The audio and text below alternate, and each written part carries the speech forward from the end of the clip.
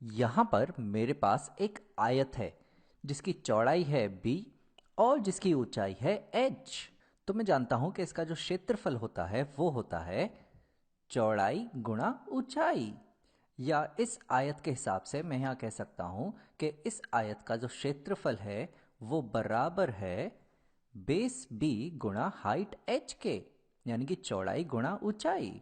लेकिन अगर बात करें समांतर चतुर्भुज के जिसकी जो चौड़ाई है वो b हो बिल्कुल इस आयत की तरह, और उसकी जो ऊंचाई हो वो h हो बिल्कुल इस आयत की तरह।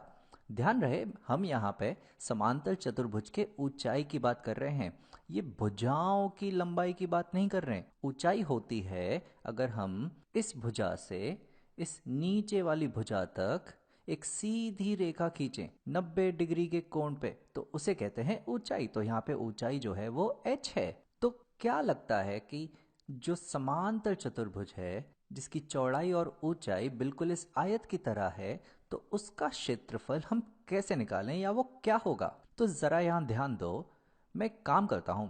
ये जो त्रिभुज यहां मुझे दिख रहा है, इस त्रिभुज को मैं काट कर यहां लगाने की कोशिश करता हूं। तो ये त्रिभुज मैंने यहां पर बिल्कुल समान इस त्रिभुज की तरह बना लिया है। और अब इस त्रिभुज को मैं यहां से हटा देता हूं। तो ये त्रिभुज यहां से मैंने हटा दिया और अब इस त्रिभुज को मैं यहां पे लगा देता हूं। तो चलो ये त्रिभुज मैंने यहां पर जोड़ दिया।